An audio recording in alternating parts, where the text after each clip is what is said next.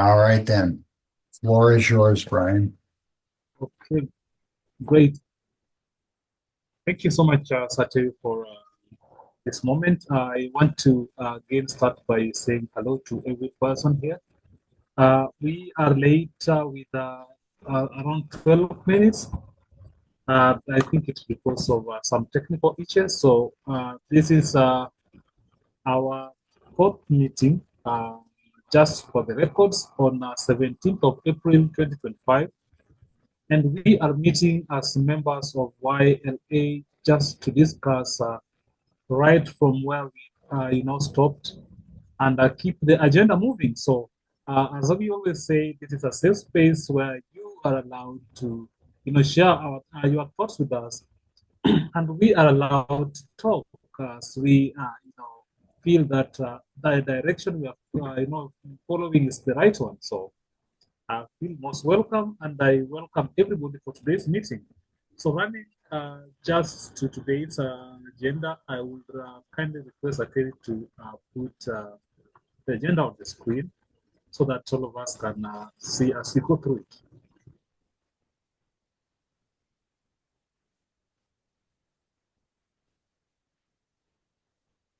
Perfect. So we have today's agenda here, and we have done the welcoming. Some members are coming. They have told me that they're coming, so I hope you are going to get some members from here who are ready to join us, although they're feeling kind of sleepy. So I will really love Sateri to give us an icebreaker, kindly. Brian, let's do the icebreaker after we show the video. We may have more people on board at that time, as if that's all right. Kindly, sure, we can do that now. So I will skip the icebreaker and then go to the why and purpose. And I would really love Mufid to just jump in and give us a little bit about why LA purpose. Kindly. Mufid, are you there with us?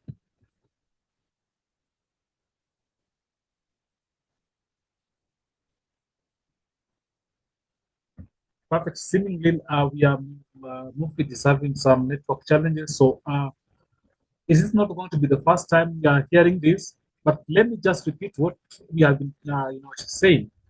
We, as youth, from specifically from Africa, we are coming together specifically to solve challenges that we are, facing. And as you know, we say that we are not future leaders. We are leaders of the present, and we are leaders of the future, and we are the people who are going to shape our future. So we have to start that now, and therefore that is why we decided that we are going to break the silence in us and come up with our voices. Merge together and see what we can do with our voices, and when we are together we believe that when we are together and we discuss and point out issues, think that we are, knowledgeable and we are, inventive, we can come up with the, proper plans and proper solutions to the challenges that we are, facing here in Africa.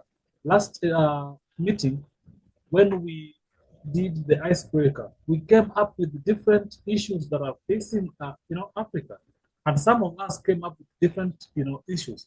Some people said femicide, some people said corruption, some people said poverty. And if you look at these issues and bring them together, you realize that most issues are facing. I don't think if there is any African state that doesn't, see poverty. So he said, yes, Abubakar, okay, thank you. So we say that we come up, together and raise our voices together, merge together and come up with solutions. And that is the main reason why we are here and we are having a meeting moving forward. So having said so, our agenda will be as follows. We are going to look at the current event. And today we are going to have a video right from Kenya, which is showing disturbing figures of femicide that is being experienced in Kenya. And you are going to see some disturbing, pictures of very young minors who are being, killed by either relatives or their friends who they should really get comfort from. But as a result of maybe one or two, they are being killed, So after watching that video, we are going to give, our views.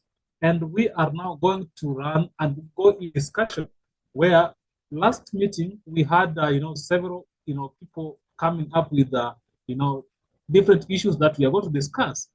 For example, Brian discussed the issue of femicide. So we are going to check on what about the femicide. We are going to have a round, table where everyone is going to discuss, everyone is going to tell us about the issue that they say. And then we have malnutrition in children. Bakar told us from Nigeria. We have got education attainment in that is Khadija from Nigeria told us about that. Food insecurity, Mufi told us about that. Educational attainment, Ubaid told us that. Poverty, Shamsuddin told us that. So we are going to look at this and have a roundtable, talk about them and see on what can we do about them. And then we are also going to discuss on how are we building a vibrant, an active YLA, community. And when we are going to discuss this, we are going to come, brainstorm, where we are going to look at organizations in your area maybe might be interested in the YLA mission, So that one we are going to get different organizations that may or perhaps can be interested in YLA mission. And from there, we are also cap on what you have said. After that, we give ourselves maybe commitments from for future, meetings. And we are also going to evaluate what we have been doing right in the meeting. And having said all that, we are going to adjourn and, give, a brief on the next meeting, which may not be next week, but we are going to discuss that when we reach there. So that is today's agenda. And having said all that, I will now request Terry to bring the video over so that we can dwell and check what the video holds for us. So as Sateri brings it, as I said before, this video brings cases of femicide in Kenya, and we are going to see very disturbing figures and very disturbing pictures here that shows very young ladies being butchered. So let's check the video and see what could perhaps be the cause of this. Now tonight, we confront a chilling reality gripping our nation. In the last 3 months, alone 129 Kenyan women were violently murdered. These are not just statistics. Their lives brutally cut short, families shattered, and a stark indictment on the violence plaguing our society. NTV senior reporter Sharon Omanyi reports. Sylvia Kemunto, a vibrant multimedia university student, her life brutally extinguished, strangled to death on March 28th. Gala Aden, barely 17, her young life stolen in Wajir County in March, simply for refusing to become the bride of a 55-year-old man. Milka Njeri, a 64-year-old woman, violently attacked and killed in the supposed sanctuary of a Kianda Nakuru home, another victim in the month of March. These 3 chilling murders, all within the span of days, are not isolated incidents. They are stark and horrifying examples of a rapidly escalating crisis, the femicide epidemic gripping Kenya. And now, the police reveal a staggering truth. In the first 3 months of this year, 129 women were murdered. But a lot of these cases, not just on femicide, but even on SGBV, are from known persons, at least to the victims or the survivors. So at this point, we just want to ask all Kenyans, parents, and even us who also children, to just be aware that most of the perpetrators are known. These figures from the National Police Service paint a grim picture. 44 women murdered in March, 42 in February, 43 in January. The chilling reality: not a single day passes in this nation without at least one woman falling victim to violent death. Families remain connected. Parents, connect with your children. And the security sector, as Vice Chair has said, continue to be vigilant. The report further reveals a devastating trend. 579 women were murdered in 2024, 534 in 2023, and 526 in 2022. And these are just the reported cases. Countless others remain shrouded in silence. In January of this year, faced with this horrific surge of violence, President William Ruto appointed a 42-member task force. Their mandate: to confront the deeply rooted causes of femicide and gender-based violence tearing through the country.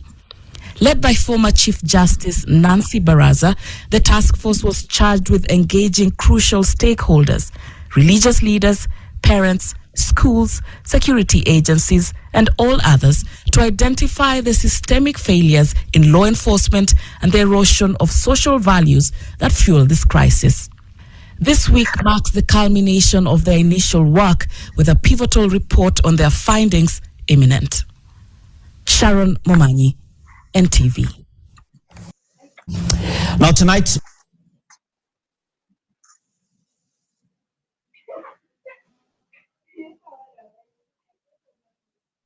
Very chilling story there, Brian. Sure. Thank you. Thank you so much, Sati. And we'll really give an update, because if you look at the video said that the team, the task force team that was formed by the president, to give on the reasons why, case of femicide and gender-based violence.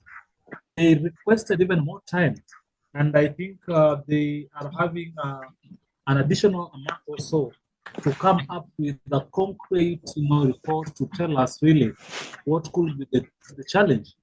So, if you look at these numbers, and I was thinking something when I was watching this too. There is a member who communicated that we can talk about poverty. If you look at the second lady who was, butchered, she was butchered simply for refusal of marrying an aged guy, you see, and this came from the family.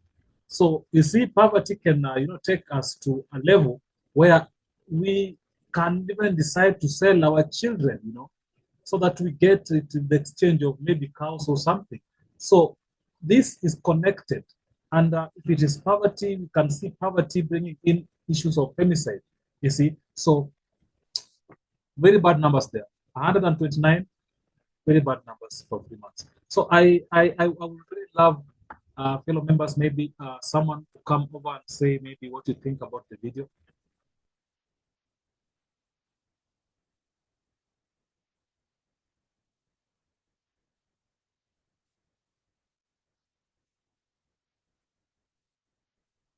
Hello there. Am I audible, please? I'll go ahead, Brian. Yeah, the video was shocking.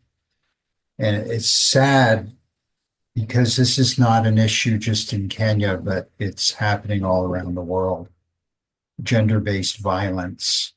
We're seeing it in India, the Middle East. It happens over in the United States. And it happens for various different reasons, different motivations behind it, but it's still very shocking. And it is, I think, a worldwide crisis that needs to be addressed, not just in Kenya, though it does need to be addressed there, but I think it's something that needs to be taken up by the United Nations. And I believe they do have a special council just for women and children. And they have initiatives around the world to bring attention to this. So thank you for bringing the video because it does build awareness of it.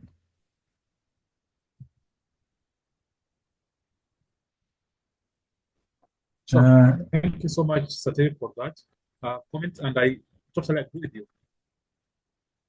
If anyone else would like to share, just unmute yourself and go for it.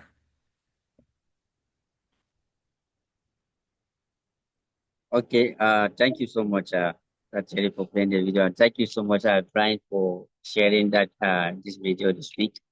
Actually, this is a clear definition of social injustice, and of course, so it looks like some of the major issues in Kenya are also kind of aligned, or yes, they are also similar, that things that are happening here in Nigeria, of this kind of indiscriminate wasting of life. So one thing that baffles me more is when they said that a girl was killed because she refused to marry this an old man. Actually, a 15-year-old was killed because she refused to marry, was even a 55-year-old person. I would like to understand. So, is there anything that is put in place? Is there any justice that was called on that, or did the incident just allowed and disappear just like that in the thin air? So I don't know, Brian, whether there's any justice that was put on that one, or it's just that it just disappeared just like that. Actually, it is a very sad, very, very sad.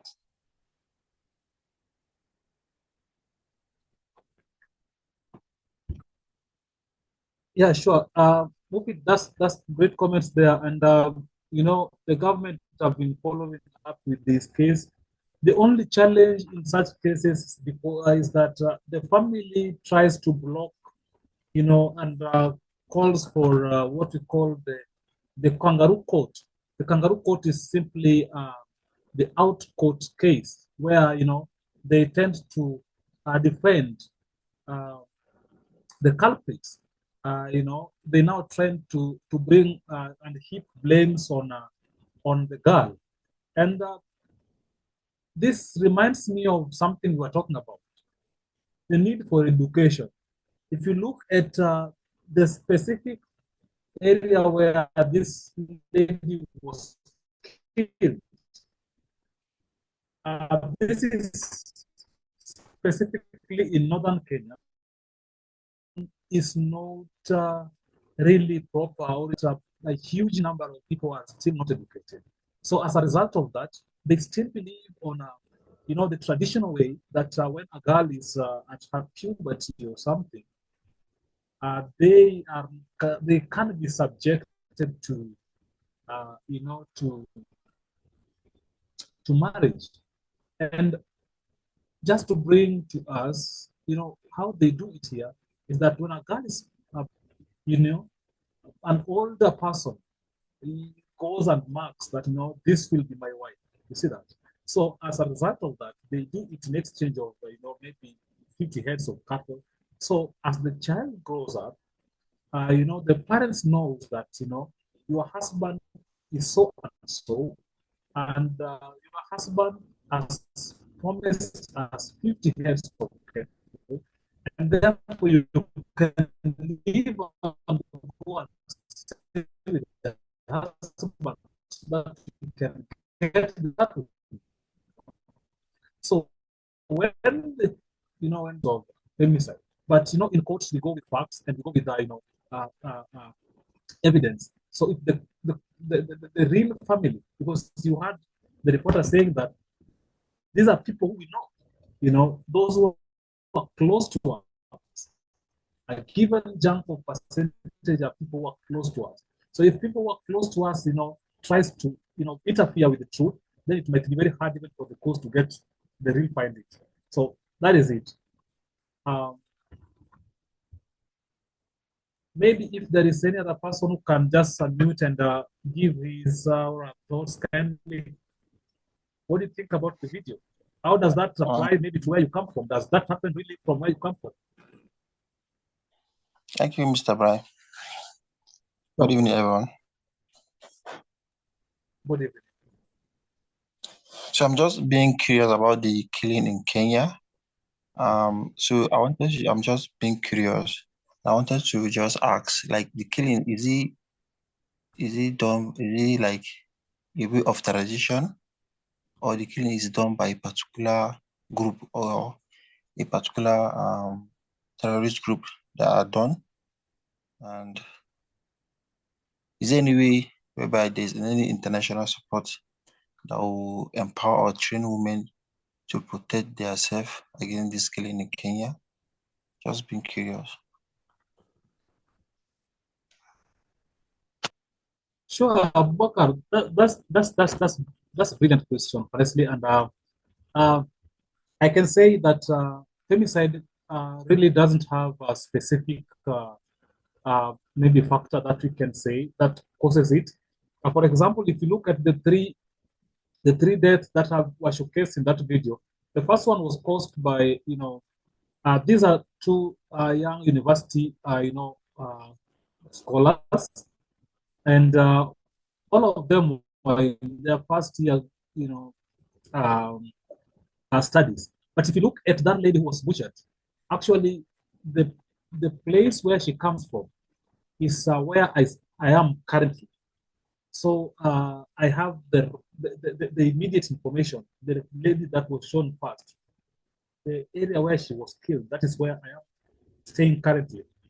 And what really happened, that lady was murdered by a fellow student with a reason simply because she declined to be in relationship with him. So, in that case, it is our society which is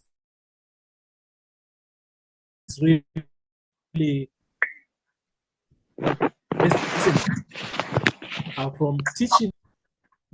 I really want to stay with, maybe in relationship of her, but they decline because of their own reasons. We may love people who doesn't love us, so rejection is okay. But the boy did not really take rejection as something he can't manage. So it was on a Saturday. It was last Saturday actually. That's not taken long. The boy went to the girls' dormitory, rescued the girl, and suffocated her to death. Hold her and placed her on a suitcase, and then went and dropped her on inside a tank of water. So you can see how humanity is lost in our community. You see, so that is one case. Just rejection, and the boy could not take the no reply from the lady. But if you look at the second one, the factor of poverty, because poverty made the family to tell the girl to go marry this old man, and then a rejection from the girl made this girl die. You see, so the first one was maybe the values which are being we are eroding from the society.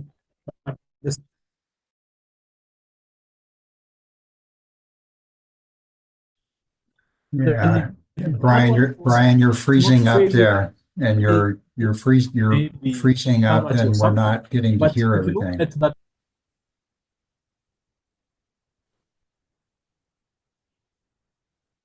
Can you hear me now, please?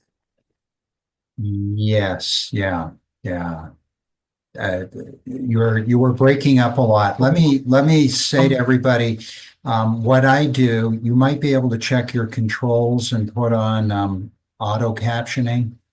That's what I do, and sometimes it'll pick up in the captions what I can't hear directly. So that might help you as we go through these meetings. All right, back to you, Brian. We should probably wrap this up and move into the next agenda item when you're finished. Okay, thank you. It's a terrible. Sure. Thank you, Sakura, for that.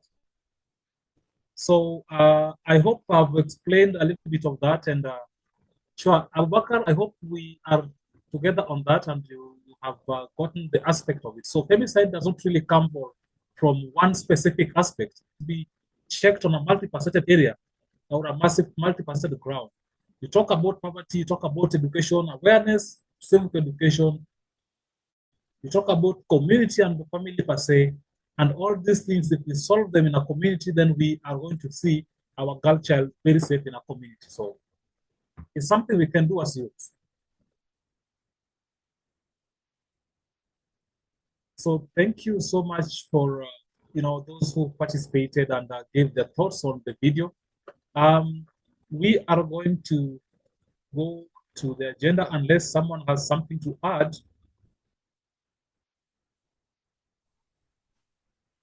We are going to have a round discussion on the agenda, and I think the femicide agenda has been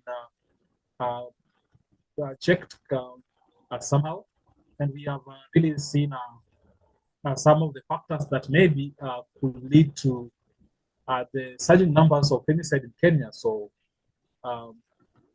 I truly believe that some of these factors are also the same factors that may also cause femicide across the world. Talk about Nigeria, talk about the Middle East, which is also worse. So we can also check on what are some of the ways that we can, solve this. And from our discussion, we saw that if we solve issues like, poverty, bring issues like civic education, then we can solve it. So Let me help you out there, Brian. Is that your unless somebody malnutrition in children. Sure. Yeah, let me help you out because you're breaking up a bit, and I'm not sure if the people are picking it up. One of the things that Youth Leadership for Africa wants to do is find an issue that they can get into and try to create some sort of change, whether it be in Kenya, whether it be in Nigeria, whether it be in any other part of Africa. So last week we started a conversation and we asked everybody that wanted to contribute, could you tell us what you thought was the one issue in your country that you would like to see resolved? If you could resolve it today, what issue would you tackle? Brian mentioned femicide, Abu Bakar mentioned malnutrition in children, Khadija mentioned educational attainment, Mufit, food insecurity, Ubaid, educational attainment, and Shamsuddin, poverty. And so what we wanted to do today, and we will continue working with these and expanding this because we've got more people that have joined today. But the one thing that we wanted to do today was go around the room and ask each person to think of one question about one of these issues that they would like to have answered. So I think Ubaid had mentioned, or Ubad had mentioned on the femicide issue, he asked Brian directly, where is this coming from? What are the causes? Is it coming from a terrorist organization? Is it coming from some sort of a group, a tribal group perhaps? And what Brian was explaining, it's actually coming from all different sectors within the country. And their causes are very deep-rooted and complex and socially and culturally based. The violence against women. So that was a very good question. And that's the kind of question we're going to go around the room. I'm going to ask each one of you to come up with one question, just one question for whatever one of these issues you're interested in. And then I will put the question in there. And once we have all the questions in there, then we're going to have some conversation about what we've got. Okay. Does everybody understand what we're going to do? Just give me a thumbs up in the reactions if you got it. Okay. Yes, I do. All right. How about you, Kasim? Would you like to start? Yes, sir, I can. I would like to start. Okay, please do. Okay, so my question about to Mr. Brian about the femicide. I was once to a village in Maiduguri in Nigeria. So the issue of femicide and female violence are much worse there. And I did notice one of the factors that led to that is the economic dependence of women in men in that place. Like the women lack access to income, access to education, access to land, access to almost everything. So they depend on women, they depend on men for everything, for feeding, clothing, and just everything. So they don't have the voice to voice out their concern and everything. So I want to ask Mr. Brian, is there any similarities with the case in Kenya, or is quite different from what we have here in Nigeria? Thank you. Okay, thank you, Kasim. Now, Brian, I don't want you to answer that just yet.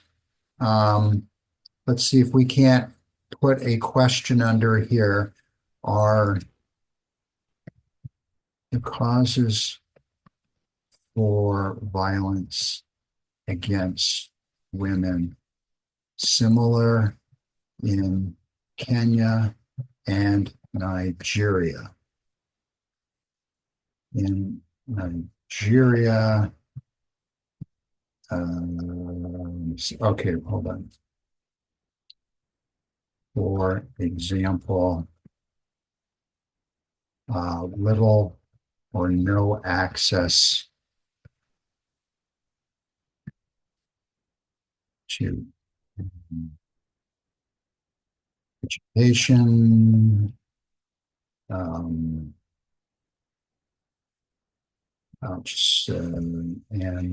for example, little or no access to education, completely dependent on men.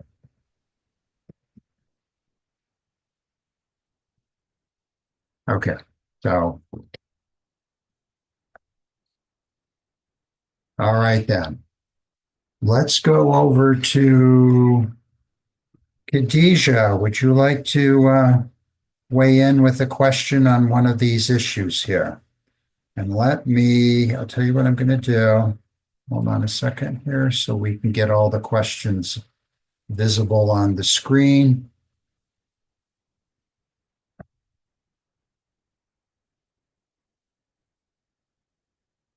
Khadijah, are you there? Are you able to join in? Yeah, I'm here. Okay. Take one of these issues and give us a question that you would like to have answered about one of these issues. Okay. I think the next thing I'm really keen about is this poverty.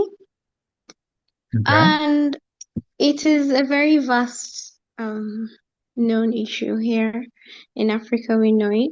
So the question is, there are a lot of ways we know that we can attain some freedom from the rate of poverty we have around. But which way is the easiest and the most realistic considering our situation right now in West Africa specifically?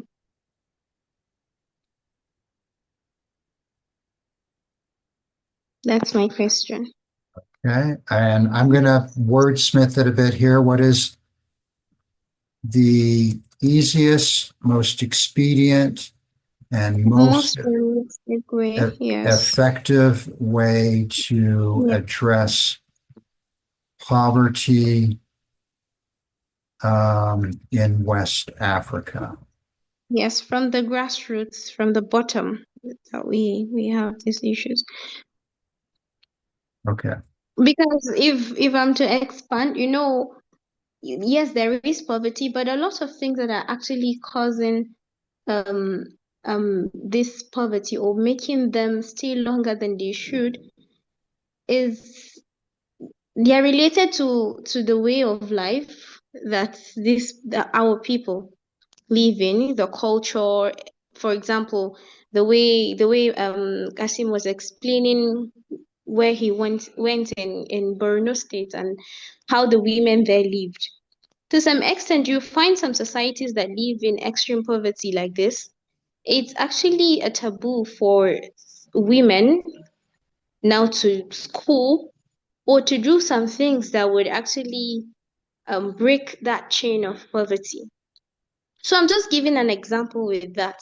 You'd find some other localities that they have some taboos that are cultural wise that are restricting them, and it is their belief.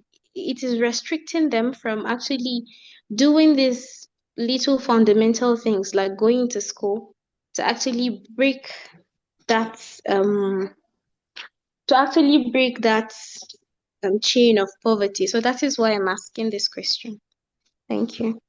You're welcome. Thank you, Khadijah. That's an excellent question. So I'm not going to answer, but what I'm hearing is reading between the lines, so to speak, is we the solutions to poverty are must be tailored to the individual community, because the reasons for poverty can be tied into cultural norms and other localized factors that you may not see in other parts of Africa. So the best way to tackle poverty in Kenya may not be the best way to tackle it in West Africa, for example. All right, let's go over to Mufid. Mufid, are you there? Can you join us and pick one of these issues and give us a question that you would like to have answered? Yes, I'm here with you, Satiri. Thank you so much. Yes, my question here is that is based on this the educational attainment. So what I really need to answer about is okay, how can we have that is education access to all? How can we have access, that is everyone have equal access to education, not even education, to quality education?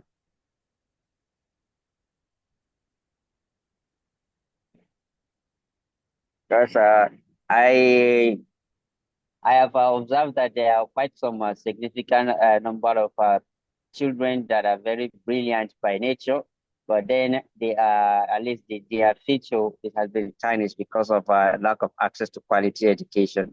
So I have seen a lot of brilliant and smart children that, if at least they have access to quality education and mentorship, their life would have been full of potential. So this is quite, at least it is something that needs to be addressed. So how can we have that is equal access to quality education for everyone? Thank you. Very good. Thank you very much, Mofid. I'm going to start putting your names beside all of this. Let's go over to, who have we not talked to so far? Just one moment there. How about you, Shamsuddin? Okay. Good evening, everyone. Am I audible enough? Yes, you are. Okay.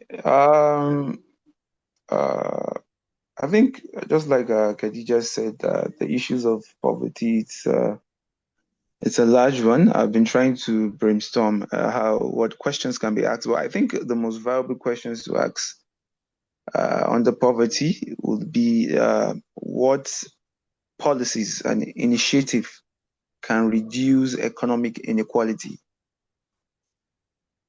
What policies and initiative can reduce economic inequality? Because we know that globally, the rate of economic inequality is so large. The distance between the poor and the rich is so large. more so here in Africa. I think in Europe, maybe not so far, but I think it's still significant. So the economic equality we have, generally, whether through income, housing, mortgage, gender, it's very, very, very significant. You understand? The economic equality is large, most especially here in Africa. So the question is, what policies and initiatives can reduce these economic inequalities? That's one question.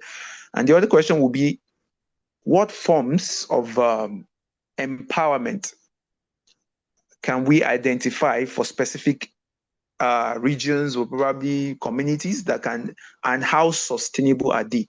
Because definitely to reduce poverty, what you need to do is reduce economic inequality. And if you want to reduce economic inequality, you either do that by investing in the people, and part of investing is economic empowerment. So what forms of empowerment, what sort of empowerment can be recognized, what sort of empowerment will be viable, let's put it that way, and how sustainable are these empowerment? Because we've had scenarios here in Nigeria whereby the government will say they want to empower, or maybe members of parliament say they want to empower their people, and they are giving them tricycles and giving them shovels, giving them wheelbarrows. You understand? As empowerment, I think that's bullshit. And some go to the level of even giving them livestock, maybe a female goat or a male goat for rearing. I think those form of empowerment are not viable or sustainable enough. So the question is, what form of empowerment are viable, and how sustainable are they? So that's it. Did you get that? All right, then. Okay. Thank you, Shamsuddin. All right, then. Let us go to Haruna. Are you there?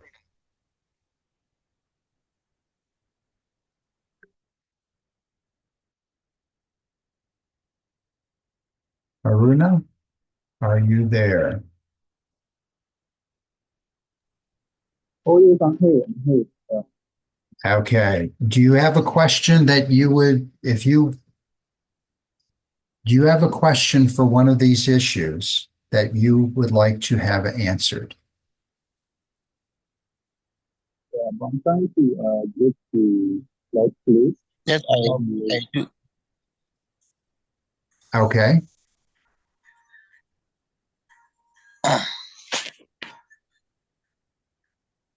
The questions are not clear from my end. Yeah.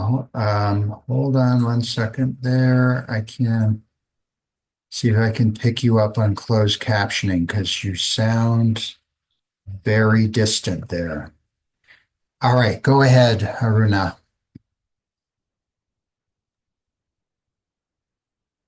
Okay, but the questions are not still clear. I cannot see them there. What's the difference between, and then you dropped off there. I didn't see that, the rest of your question. It might be easier if you put it into the chat.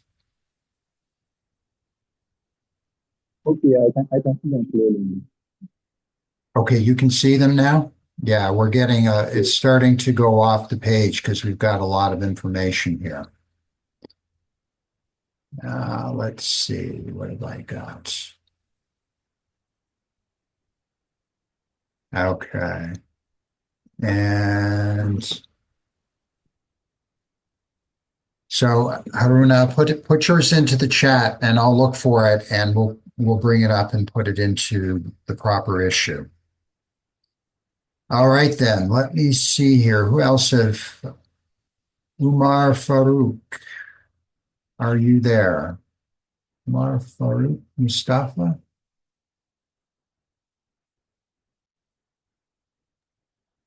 Good evening. Hi, good evening. Do you have a All right, so question?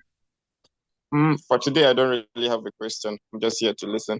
Okay, fair enough. Well, I'm glad you're here. Thank you for joining us.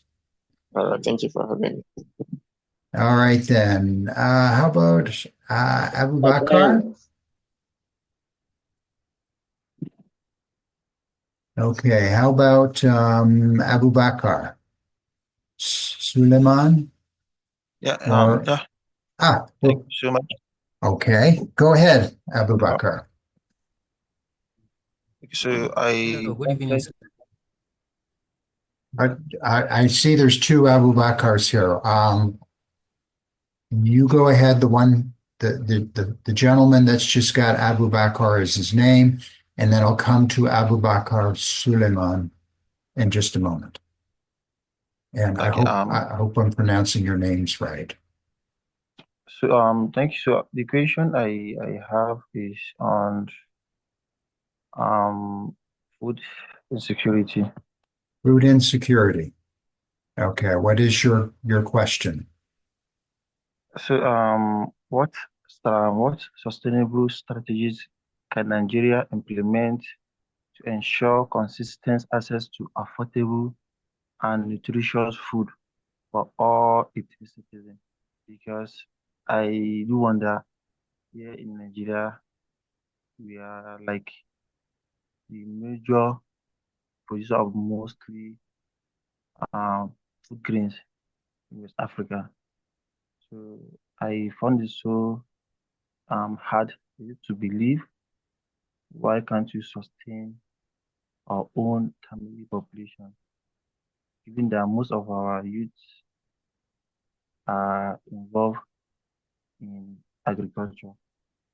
So it's so hard to believe that we cannot um, sustain the level of production here in Nigeria, even with the little of insecurity in some part of the nation. So that's just my question. Very good question. Okay.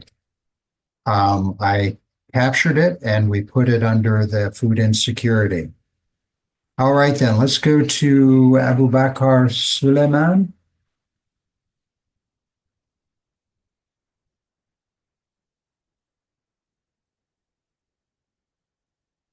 Are you able to join us, Abu Bakr Suleiman?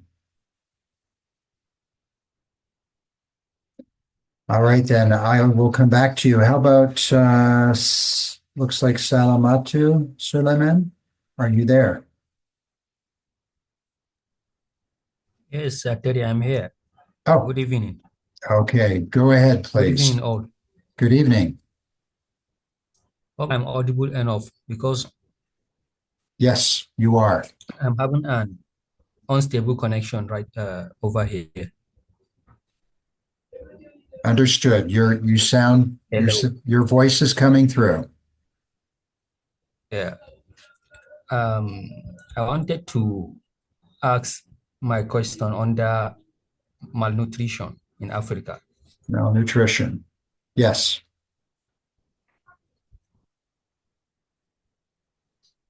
Hello. Yes. Yes, I hear you. Go ahead. What is your question? Yeah. Can you hear me? Yes, I can hear you. Can you hear me? Yeah. Yeah.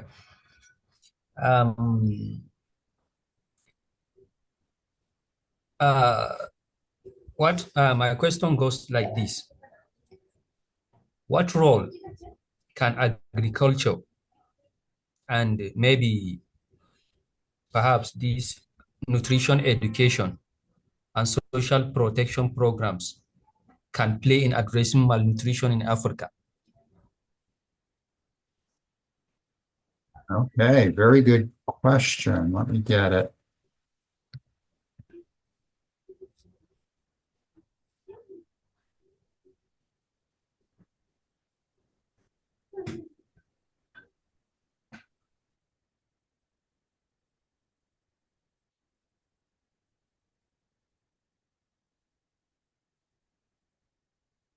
All right, very good one. Thank you. Okay, let's see. Salamatu.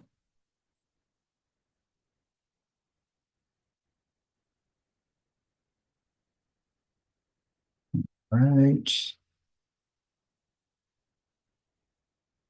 Brian.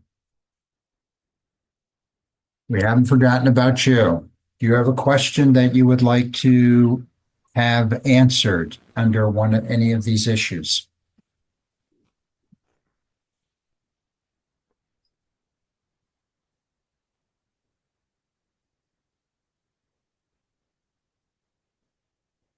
Brian.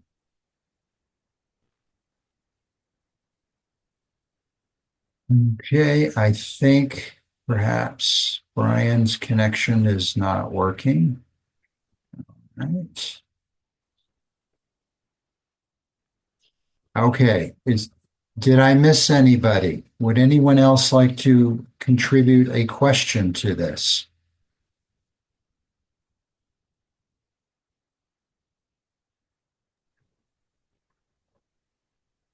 Hello, sir. Can you hear me, please? Oh, yes, there you are, Brian. Would you like to contribute a question? Sure.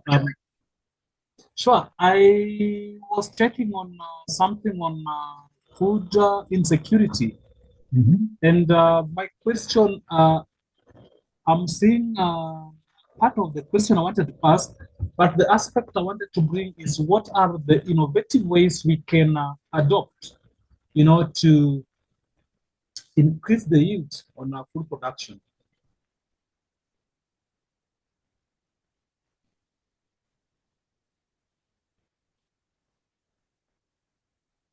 Question.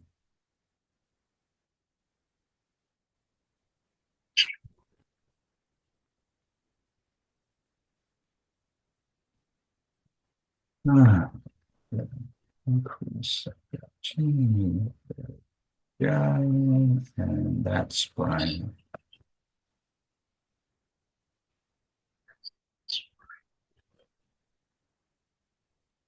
Okay, does anyone else have a question they want to contribute?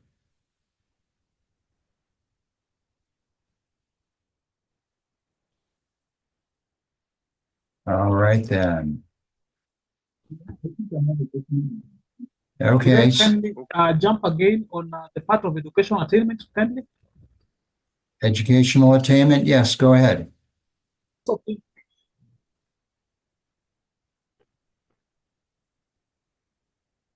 So I was thinking on checking on the current innovative ways we can employ in giving education to school-going kids. For example, currently I'm working on something called MSOMA, an app which we are working on developing. Once it is developed, then school-going kids can register using their child. Well, you cut out there, Brian.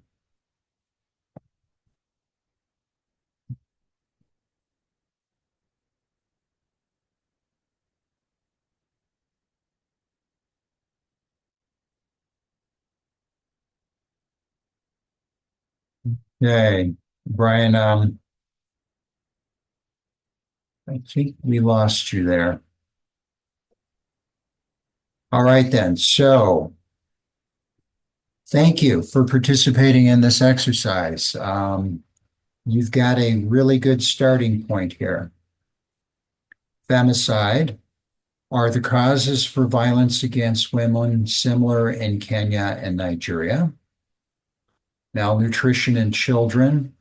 What role can agriculture, nutrition, education, and social protection programs play in addressing malnutrition in Africa? Educational attainment. How can we give equal access to quality education for everyone? And what are innovative ways that can be used to educate children? One moment there.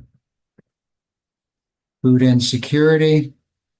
What sustainable strategies can Nigeria implement to ensure consistent access to affordable and nutritious food for all its citizens? What are the innovative ways we can use to increase the yield in our food production? Now, I think we've got, and I'm going to put the date up here because we've got educational attainment twice. And under poverty, we have 3 questions. What is the easiest, most expedient, and most effective way to address poverty in West Africa from the grassroots? What policies and initiatives can reduce economic inequality? And what forms of economic empowerment are most viable and sustainable? So, good list of questions to really begin a very comprehensive conversation. I think many of you have identified that there are connections between all of this, connections between poverty, malnutrition, and educational attainment, and food insecurity, and even femicide. So, very interesting that you all brought, or several of you brought up that relationship. All right, Brian, we've got about 22 minutes left here. So here's what I propose, because it's going to be difficult to get into a meaningful conversation about any one of these issues with so little time remaining. But perhaps for the next meeting, we can do a poll, and whatever issue rises to the top, we can use that as the starting point for our next conversation. And if you can see what I am doing here, I started out with up here last week, you identified 5 issues, 5 large issues. Now you've identified some questions that you would like to have answered.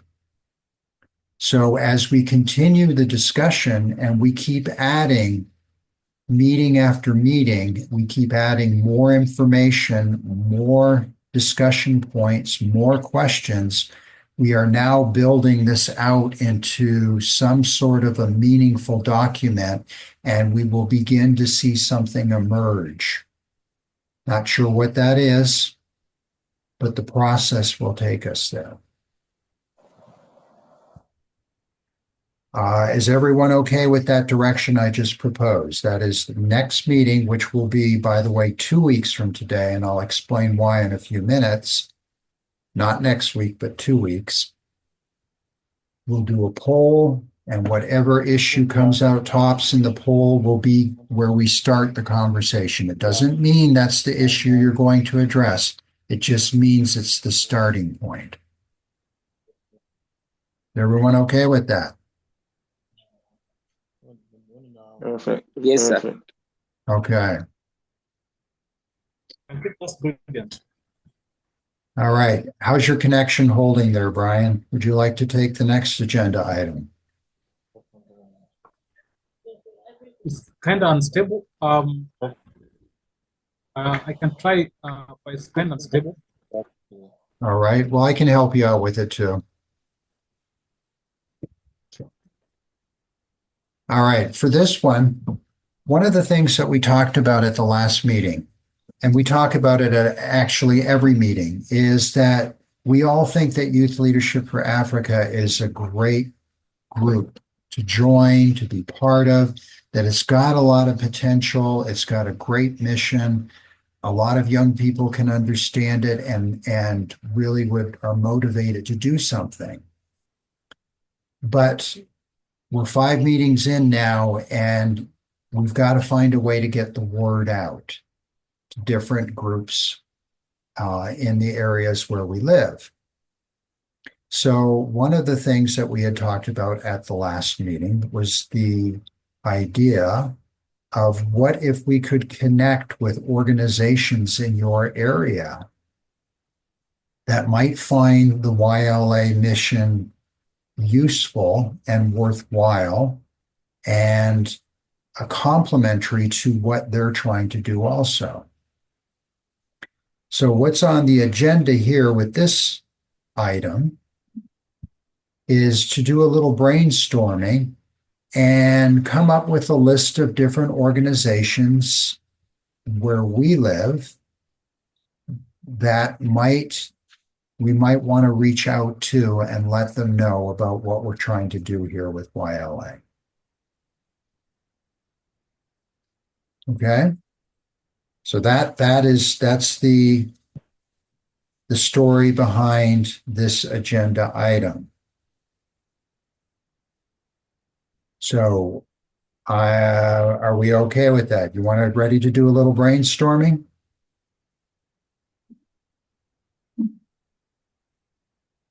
Okay, so how brainstorming works is typically everybody, you can, if you're able to and you want to participate, you can unmute yourself right now.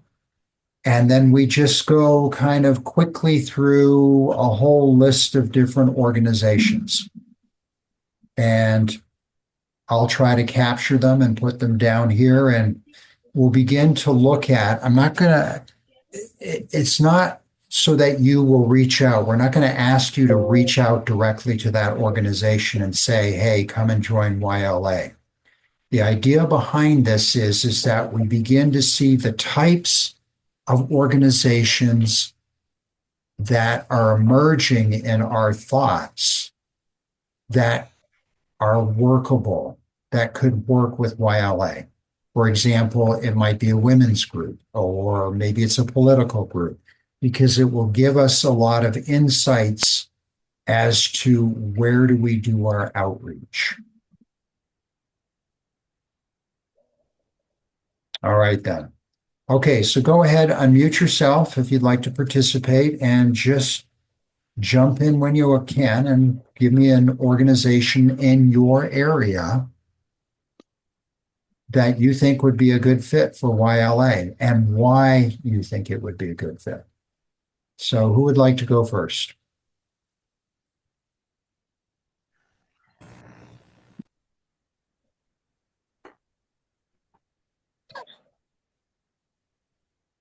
How about you, Brian? Do you have an organization that you think in your area that would be a good fit for YLA?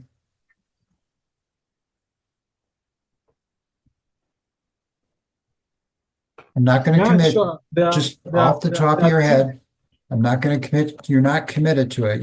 We're not going to ask you to do anything with it. Just the brainstorming is there's supposed to be like quick ideas. Sure. I think I can respond to that so quick. Here I have access to some organization, more than two, that they can really partner in support with the YLA mission. Because if you look at what they do, some like one is basically on mental health, which if you look at that, they also do some civic education and awareness on issues of GBV, on issues of femicide, and I think that can be so good that. And yeah, sure. I think we are meeting on Sunday, so there is. It's called the Million House. It's called the Meeting House.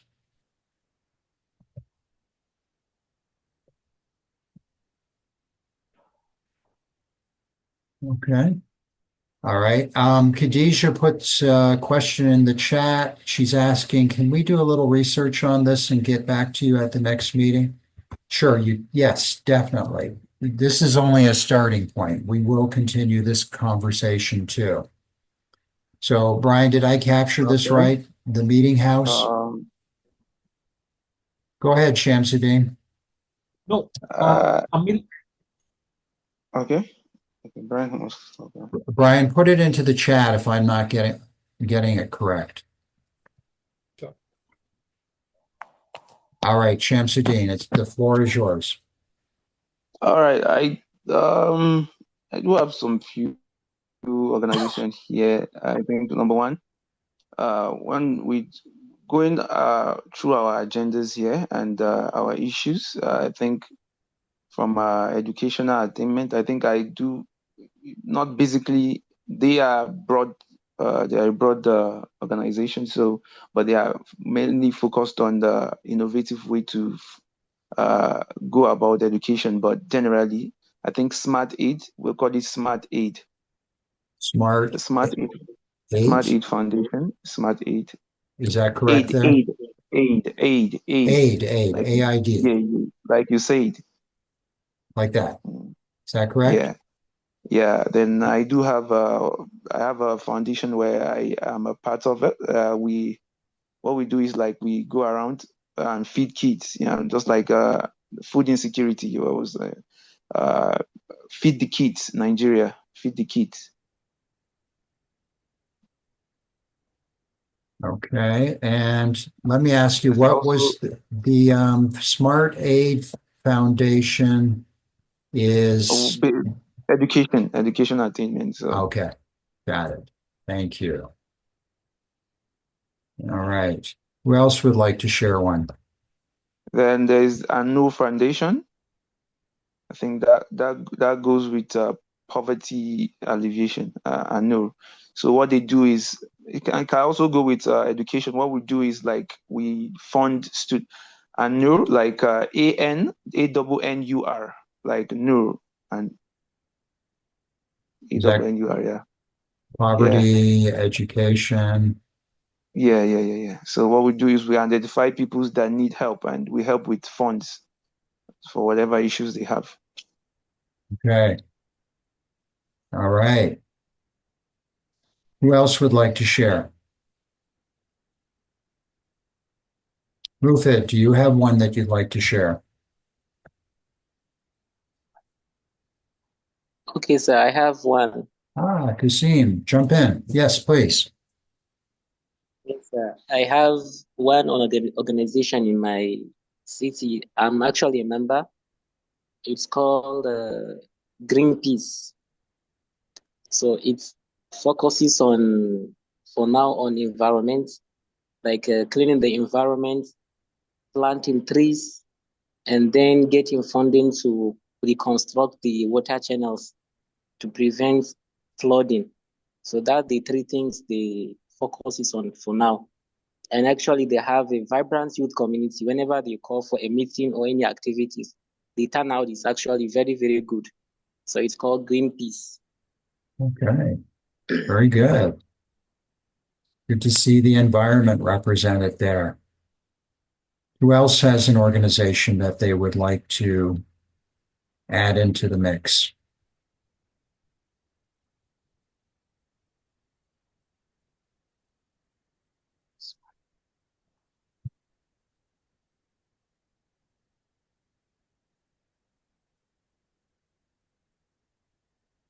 Just wanted to capture that note that we'll continue this at the next meeting. For Khadijah, does anyone else have something they would like to add in at this point? You can throw it into chat too if you're not able to get the sound or audio. You can put it into chat and we'll capture it there too.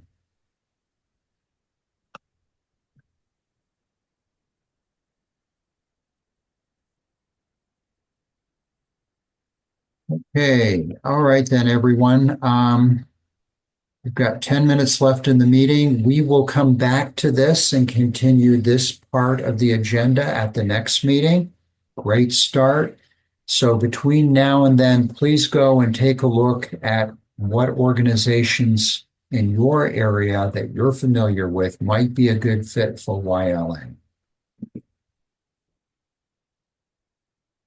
I'm going to stop the share at this point.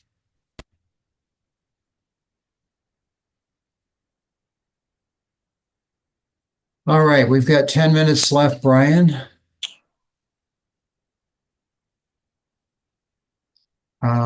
What I want to take a moment, and I think Brian lost his connection there.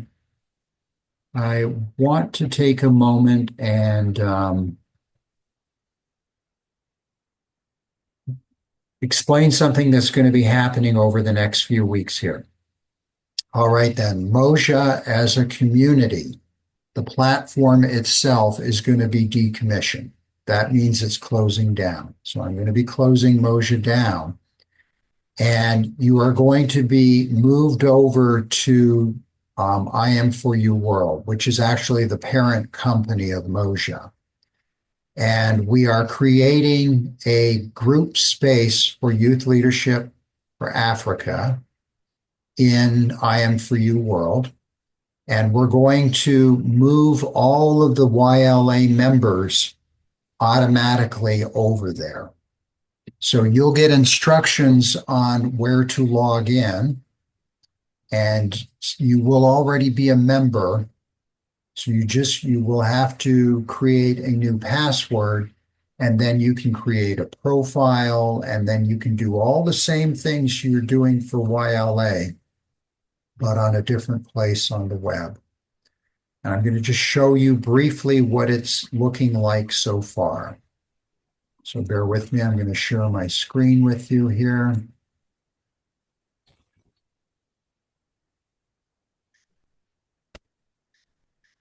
Okay, this is, up here is the web address.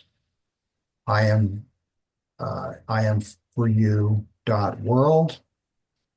There's going to be a lot more to this website. It is going to be a leadership website that's going to have a lot of courses and classes available to people.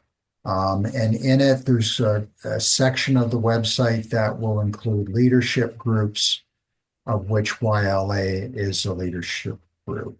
So when you click on leadership groups, this is just the start of creating your new home. And once your membership is set up there, now Brian and Mufid, who are your administrators for the group, they're going to customize this with appropriate imagery. This is the initial place where they're going to describe what YLA is all about. You'll be able to see firsthand all the different members.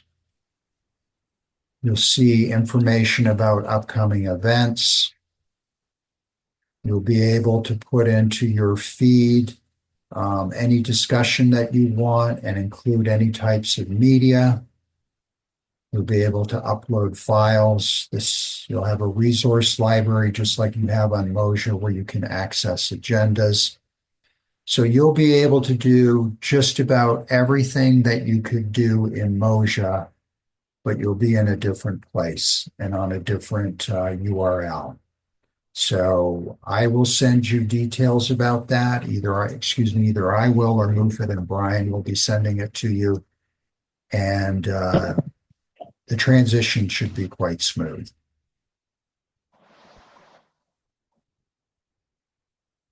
All right, then. So that takes us to the closing part of the agenda. Brian, did you want to take it from here?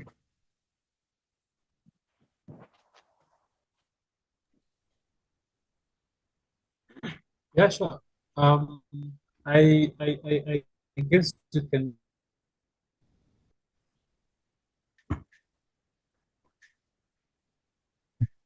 Froze up on us, Brian. Yeah, you froze up on us there, Brian.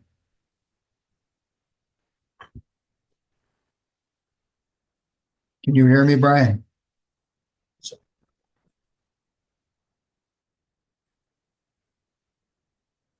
Yeah, sure. I can hear you now.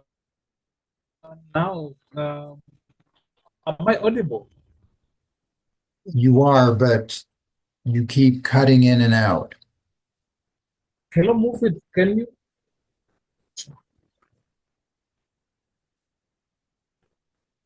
You froze up on us there, Brian. Okay, great. I think because I changed my location, I'm having difficulty today in having a smooth internet network. And allow me to request my brother Mufit to do a closing remark kindly, so that I both think, members can. I think Brian is passing the Mufid, can you baton just- off to you, Mofed. Would you like to close out the group meeting? Okay, yes, thank you so much for that. As okay, looking at first, I would also like to at least to thank Brian for actually sticking up to the late hours based on his time zone. Actually, that is great. So, and also looking for our brothers and sisters in Nigeria that dedicated their time to join the meeting. I also would like to call on the attention of Shamsuddin, Kasim, and Haruna Saleh, because I know that they have great potential. Even Abubakar Tofik, they have great potential of bringing more participants, because I know the kind of connections they have. So I also like to call on their attention and also that they should utilize that connection and see how they can be able to bring a potential and vibrant youth to the group.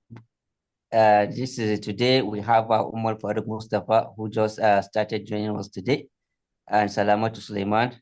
So as our time goes on, definitely you're going to catch up and understand the mission and vision of youth leadership for Africa.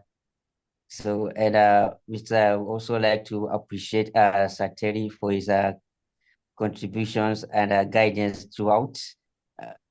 So yes, throughout you have been supporting the movement right from the VPN, and now it has at least much focus on the youth leadership for Africa.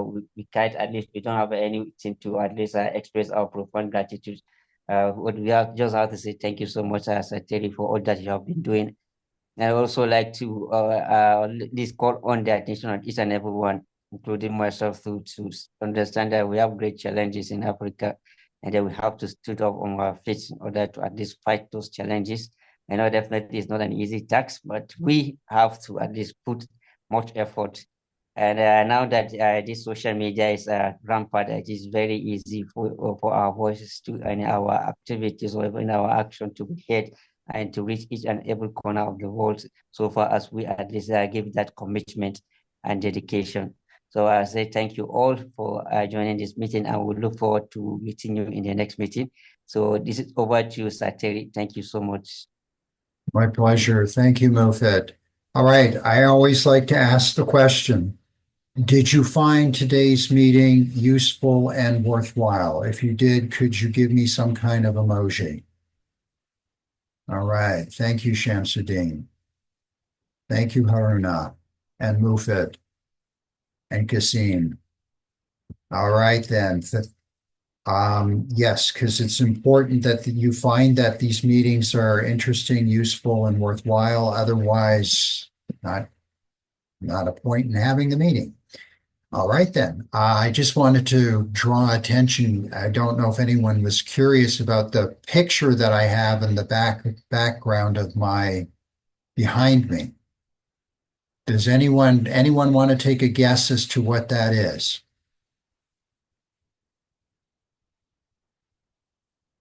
No, nobody wants. What's Some that? sort of like a minaret. Yeah. Like a minaret. I can't quite figure out what minaret that is. This is actually the Taj Mahal in India. It is the main dome reflected in a pool of water. Now that's a tough one. I wouldn't have expected anyone to get that one, but that's a picture that I took by accident of all things when I was in India in February. So just wanted to share that with you. All right, just a reminder that the next meeting will be 2 weeks from now on May the 1st, and we will be transitioning you to a new platform, and we will be sending you information in advance. So stay tuned and look for it in your email. Okay? All right, everybody. Have a wonderful evening. It's good to see everybody, and be safe out there. And we look forward to seeing you again in 2 weeks. Thank you, Sir Terry. Thank you for your efforts. You're Bye. very welcome. You're very welcome. And Brian, let's see if I need to talk with you a little bit after the meeting. Let's see if your internet connection will hold.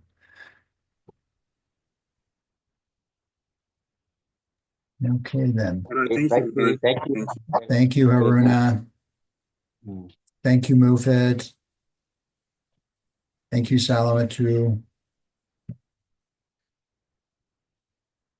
Okay. All right.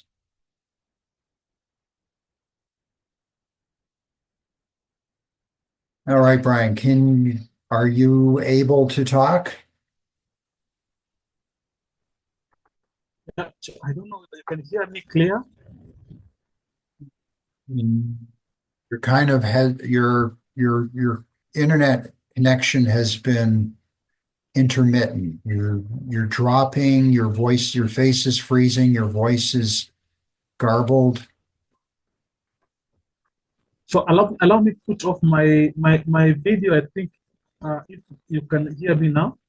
Yes. I feel I changed my location today, and my internet, my Wi-Fi, I think is not strong in this location currently. All right. Can you hear me? All right. Sure, I can hear you so clear. Okay. All right then. You were asking about what's going to happen to the global forum and your work with it since we're moving to this new platform. Sure. Okay, I just want to be sure that's the question, that I got your question right there. Okay, so the new platform is we're going in a very different direction than what we're going in right now. And the global forum is going to, at this point, the global forum is going to be phased out. So I will commit to you to take global forum articles through to the end of July. And at that point, I'm going to close that down. Because the global forum is not going to fit with what we're doing with the leadership. And it hasn't been, even though you and I both think it's a great idea, it just isn't getting the kind of traction with the audience that we're looking for.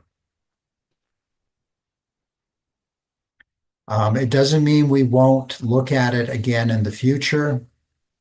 Particularly when, if we're successful, phase 2 or phase 3 of I Am For You World is to move into and work directly with communities. And the Global Forum would be a good fit for that. But at the moment, it was a good experiment, learned a lot from it, been very helpful along the way, but we're not going to continue it past the end of July at this point. And things may change, but right now that's the direction we're heading in. Okay. Yeah, I was sure. I am grasping almost most of the things, but you're also breaking. Point well taken. Because I was also feeling now that you're moving into the new platform, how are we going to synchronize it and make it work? So I was still really not. I was also skeptical on what we are going to do with it. Now that I was also much more interested, but now things have not been working the way we anticipated. So, yeah, let's see what tomorrow holds for us. Yes. Yes. All right, but so what I'm going to ask you to do, since you won't be publishing the Global Forum on Moja anymore, is that you send the articles to me by email along with the picture, and I will send them out to our mailing list, and I will do some select publication on some of our social media channels. But they won't be published to the website. Sure, and Sure, and that reminds me, there are times around a month ago, I was following you so closely on LinkedIn and liking and even commenting on the articles. Do you still upload them on your LinkedIn page or something? I've been inconsistent on putting them up on the LinkedIn page because I don't want to be directing people to Moja when the LinkedIn page, because Moja's closing down. So I pulled back on a lot of the publication.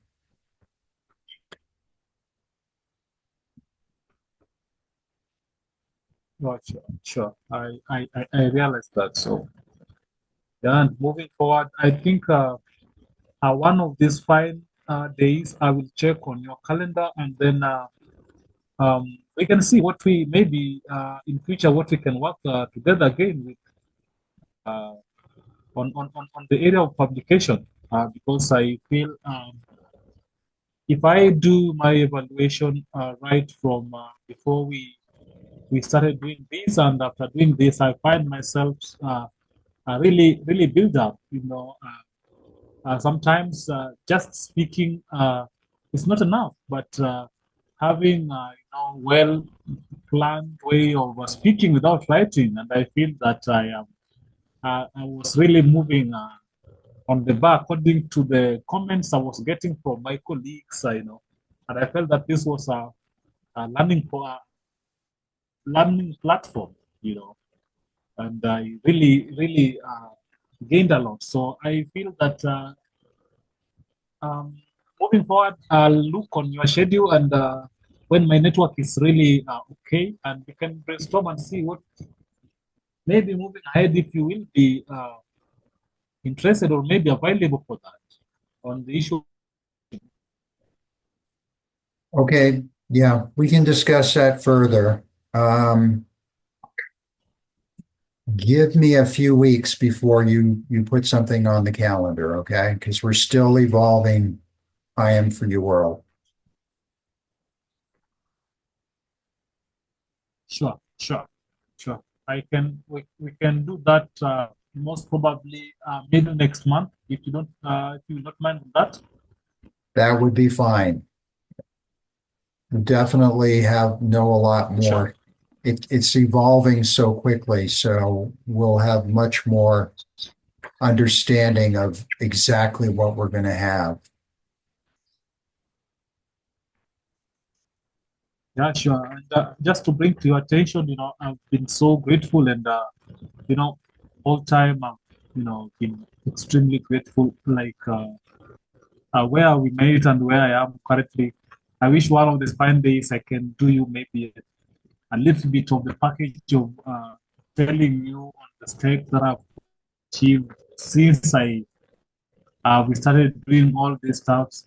It's really a big progress, and I've been really uh, making feeling at ease because I do my other stuffs here. And I feel like I can also do the publication and read more and do more. I tell you, you really impacted fully more than 100% of not just my life but even my career and the way I perceive things, the way I feed on international information. Like it's unimaginable. So I'm always very impressed by how you came into my life, and I'm really grateful for all that you have done in my life. The teaching, the guidance, the mentoring. It's amazing. I've really been so grateful on this. Well, thank you. I appreciate those kind words. It's been a pleasure working with you too, and it's been very eye-opening for me to be able to connect with you in Kenya and get to understand more about your part of the world and what the issues are and how you see things. And it's really been a privilege to work with you on the Global Forum. So let's check back with each other later next month, and we will figure out if, what the future holds. I'm not entirely sure, but you never know. Okay.